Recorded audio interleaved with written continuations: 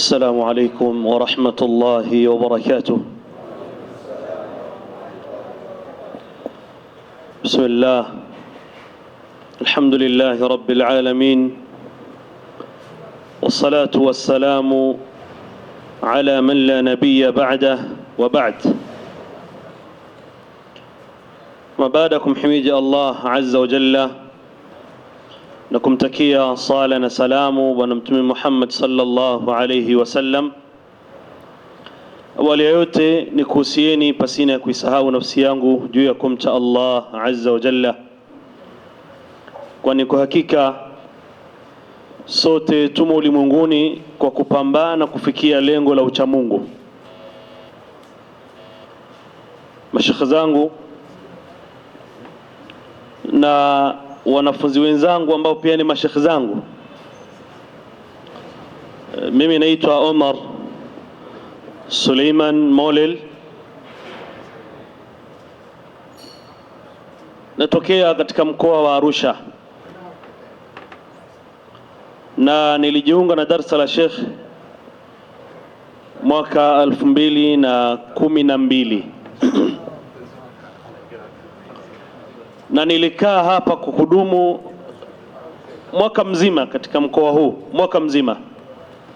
Lakini baadaye nikaenda kumalizia marhala ya thanawia, lakini nikaendelea kustafidi kwa Sheikh. Kila likizo nilikuwa nikija kwa Sheikh, nakaa wiki nasoma durus.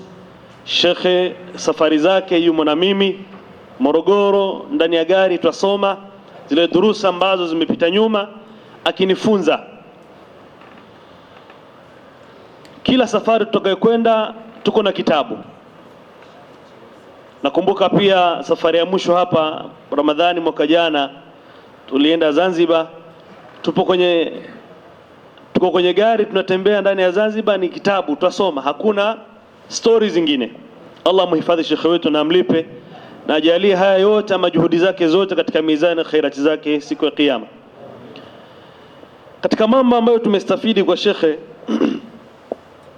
nadhani wengi wenu hamjui, lakini Sheikh Saud na Sheikh Awadhi Suru, chali mwenzangu wa Arusha, anaelewa. Katika mazingira yetu kulikuwa kuna masala ambayo ilileta zogo kubwa, mpaka kuna watu wakauchukia Uislamu na sunna kwa ujumla. Kama hii ndiyo sunna, basi hakuna dini kama hii, dini mpya. Na tukio lenyewe lilikuwa hivi: mtu akifa anazikwa pasina hail, pasina labinat wala kuwekwa mbao juu, udongo moja kwa moja. Na wana dalili yao, dalili walioshikilia ni athar ya Abi Musa al-Ash'ari, akisema, akitoa wosia kwamba baada ya kufa, asema wala tahulu baini wa baina at-turab, msiweke kizuizi baina yangu na baina ya udongo. Watu wakaelewa tofauti kwamba asiwekewe labinat wala mbao, afukiwe hivyo hivyo. Watu wakawa wanafanya hivyo, ni sunna. Lakini Sheikh wetu aliandaa bahthi katika hili na tulistafidi vikubwa mno. Kumbe Abu Musa al-Ash'ari anakusudia radhiyallahu anhu, kabla ya kuwekwa chini kusiwekwe chochote. Kwa nini? Mtume sallallahu alayhi wasallam alipofariki, kuna maula wake alikuwa akiitwa Shukran radhiyallahu anhu. Kulikuwa kuna burda ya Mtume sallallahu alayhi wasallam ilikuwa jekundu. Wakati watu baada ya kuchimbwa kaburi la Mtume sallallahu alaihi wasallam, tunaofahamu ilivyokuwa mpaka akachimbua kaburi lenye lahdi. Sasa ikawa tunajua kuna harakati nyingi.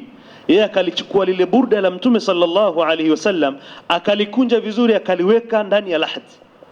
Kwa hiyo Mtume sallallahu alaihi wasallam akaja, baada ya kuchukuliwa mwili wake, mwili sharif ukawekwa katika lahdi, masahaba wakaona lile burda. So akasema, hivi tumtoe tena Mtume sallallahu alaihi wasallam kisha tutoe lile burda? La, tusifanye hivyo, tutakuwa tunamsumbua Mtume sallallahu alaihi wasallam. Wakaliacha lile burda, Hivyo Abu Musa al-Ash'ari radhiyallahu anhu. Na kwa nini nitasema hivyo? Kwa sababu mtume mwenyewe sallallahu alaihi wasallam baada ya kuzikwa, kwa ushahidi wa hadithi ulio katika sahihi Muslim, yaonesha alizikwa na labinati 9. Baada ya kuwekwa katika lahdi yalipangwa matofali 9. Sasa watu wakachukulia maneno ya Abu Musa al-Ash'ari kwamba anakusudia juu yake kusiwekwe kitu. Kumbe anakusudia kusija kukawekwa kitu chini kabla yeye kulazwa katika ardhi.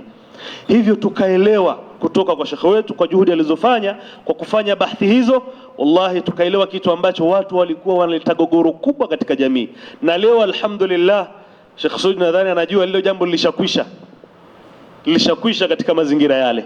Na kwa elimu hii ambayo ilitolewa na Sheikh, watu wakafikisha, watu wakasoma buhuth, wakapata kuelewa. Ndio maana tulipata kauli mwanzo, si kila anayenukuu katika bahthi aliyoandaa Sheikh wetu ambaye ameitaja Sheikh Abdullah Imam wa Mtoro, kwamba si kila anayenukuu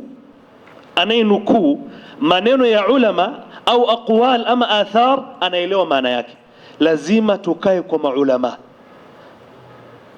Alilmu bitalqin, ilmu lazima tuchukue katika afwahi ulama, ndipo tutapata kuelewa nusus, pata kuelewa maneno athar ya aina mbalimbali.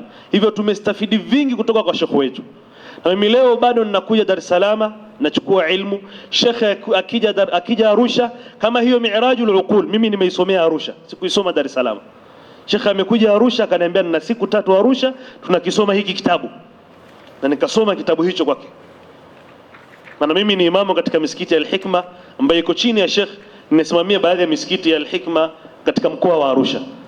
Kwa hiyo tumestafidi vingi kwa Sheikh wetu, Allah azidi kumhifadhi, kwa sababu wallahi tulikuwa katika zama ambazo tuko katika zama mbovu, lakini pia sio mbovu, tuko katika zama ambazo kuna mchanganyiko, kuna vurugu mechi, lakini pia kulikuwa hatari kama nilivyosema mwanzo. Watu walikuwa wanalakinishwa kauli moja, kauli hii sunna, hii bid'a, hii haram, hii halal. Tulikuwa katika mrengo huu, lakini Sheikh amekuja kufundisha fiqh muqaran, tukaelewa makusudio ya maulama, tukaelewa makusudio ya nusus zilivyoelezwa na wanawazuoni. Kwa hiyo ikhwatal iman, ndugu zangu, wanafunzi wenzangu, tulazimiane na yale ambayo tumesoma na tuweze kufikishia umma kama tulivyonasihiwa, tuweze kuwaelimisha umma kwa utaratibu na kuwatafunia taratibu, ili waweze kuelewa haya ambayo tumeelezwa na tumesoma kwa Sheikh wetu. Wassalamu alaikum wa rahmatullahi wa barakatuh.